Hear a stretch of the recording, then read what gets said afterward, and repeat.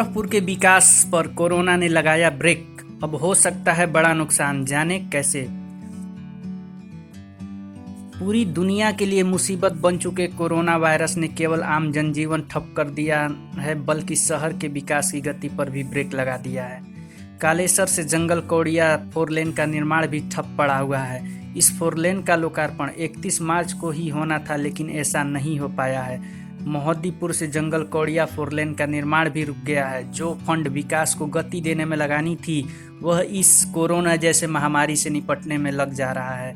GST, आबकारी, registry, परिवहन जैसे विभाग जो सरकार की मोटी आय के स्रोत हैं, सब सूखे पड़ते दिख रहे हैं। खाद कारखाना मशीनें फंसी, ठप हो गया काम।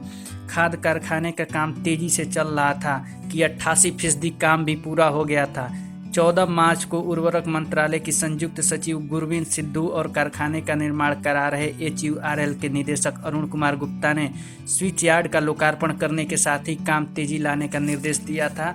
तमाम मशीनें पहुंच गई हैं, तो कुछ लॉकडाउन के वजह से बिहार से गोरखपुर के रास्ते में ही फंस गई हैं। लक्ष्य था कि दिसंबर 2020 में खाद कारखाने का निर्माण कार्य पूरा कर मार्च 2021 में उत्पादन शुरू कर दिया जाएगा, लेकिन अब यह ऐसा होता हुआ मुमकिन नहीं लग रहा है। एयरपोर्ट अब अगले साल तैयार हो सकेगा नया टर्मिनल।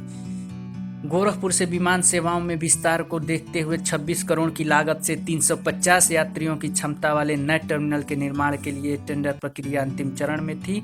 महीने भर में निर्माण कार्य पूरा होने की उम्मीद थी, मगर इस पर भी कोरोना का ग्रहण लग गया है। नए टर्मिनल्स का निर्माण पूरा होने में 1 साल का समय लगेगा। वर्तमान में गोरखपुर से दिल्ली के लिए 3, मुंबई, हैदराबाद, कोलकाता, प्रयागराज के लिए 1 विमान सेवा है।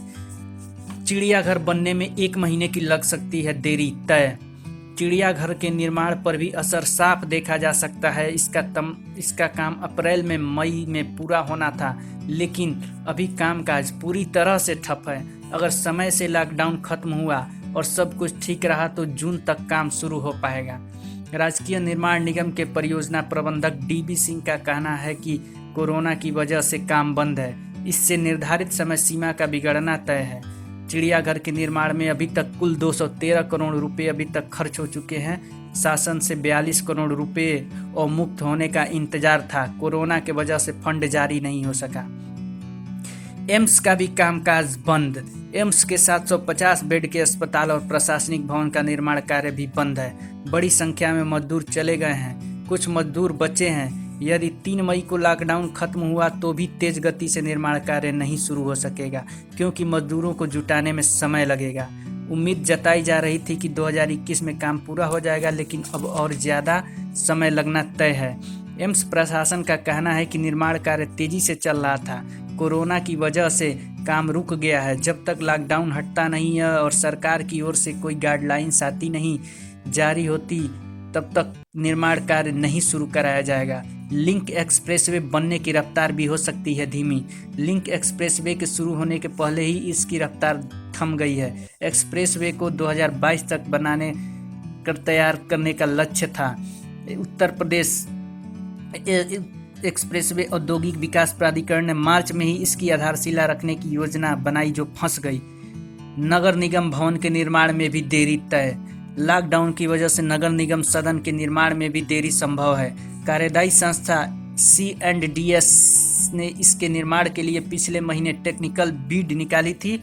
इसके बाद ही लॉकडाउन हो गया। ऐसे में निर्माण कार्य शुरू नहीं हो सका।